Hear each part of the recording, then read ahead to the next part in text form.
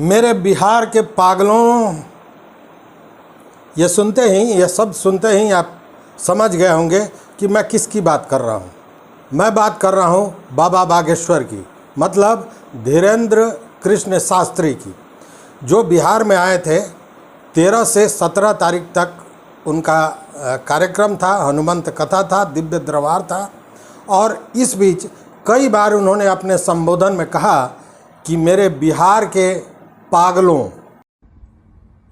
रामचंद्र भगवान की जय, बागेश्वर धाम की जय, सन्यासी बाबा की जय। कैसे हो बिहार के पागलों? नौबतपुर का तरेत मठ भारत के इतिहास में दर्ज हो गया है।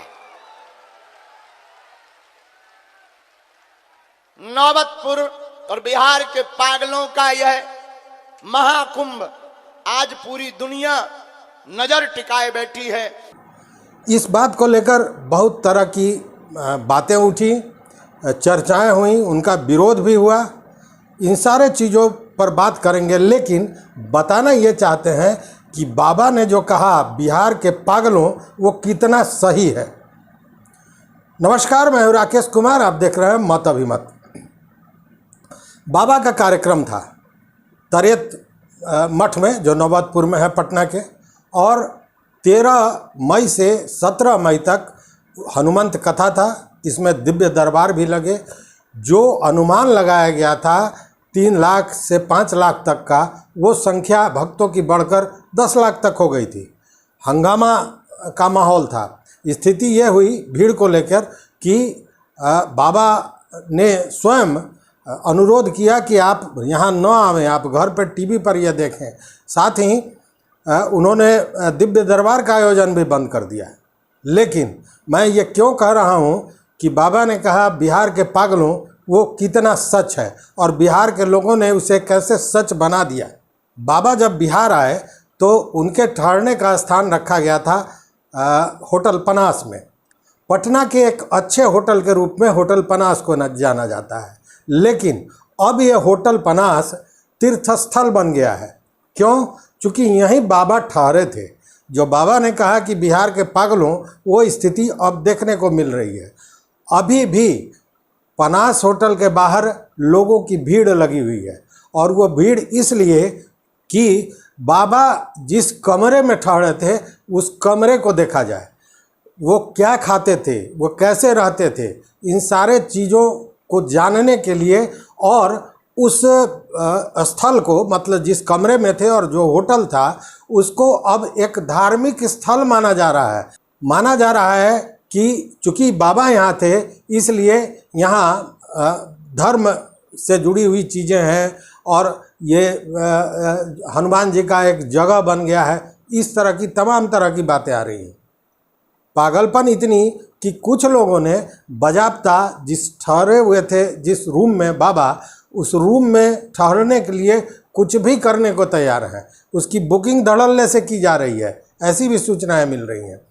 इतना ही नहीं, आपको याद होगा बाबा जिस सोफे पर बैठे थे, उस सोफे पर लोग अपने, जो उनके बच्चे थे, जो अपंग थे या कोई बीमार था, वो उस सोफे पर जाकर बैठ जा रहा था, और उसकी आस्था पागलपन की हद को पार कर गई थी।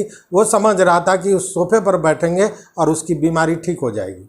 चूँकि बाबा को वहाँ ठहरना था, तो होटल पनास को भी 5 स्टार होटल का रूप दिया गया था। उसके कमरे को सजाए गए थे। बाबा के रहने के लिए एक तल पर 17 कमरे आरक्षित थे, जिसमें उनके सुरक्षाकर्मी के साथ साथ उनके जो खाने पीने की व्यवस्था करते हैं, वो सारे लोग थे।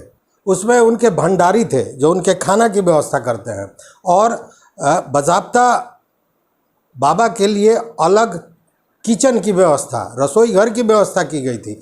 चूँकि बाबा खाने में सात्विकता की बात करते हैं, तो सात्विक भोजन के लिए उनके लिए अलग किचन की व्यवस्था की गई थी, अलग बर्तन का व्यवस्था किया गया था। और उनके जो भंडारी थे, उन्होंने बाबा के भोजन की जो व्यवस्था थी उसको अपने हाथों में ले लिया था। यहाँ तक कि लहसुन प्याज भी न छुआ जा सके, ऐसी व्यवस्था की गई थी। नए बर्तन लाए गए थे।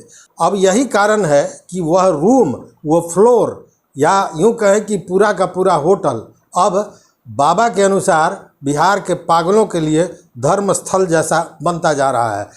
अभी भी लोग जब उधर से गुजर रहे हैं या अभी भी लोग चाहते हैं कि उस होटल में जाएं, उस रूम को बुक कराएं या होटल में जाके देखें कि बाबा कहाँ रहते थे, कैसे रहते थे। हालांकि बाबा के आने के बाद और आने के पहले से भी विवाद कहीं ना कहीं जुड़ा रहा है। कुछ लोगों ने उनका विरोध किया, उनके पोस्टर को फाड़ा, कालिख लगाया, चोर और तमाम तरह की बातें लिखी, लेकिन बावजूद जो भक्ति का पागलपन होता है, सीधी बात है, जब भक्ति चरम सीमा के ऊपर हो जाए तो वो पागलपन होता है। और शायद इसीलिए बाबा ने कहा था कि बिहार के पागलों। तो इस वीडियो में इतना ही।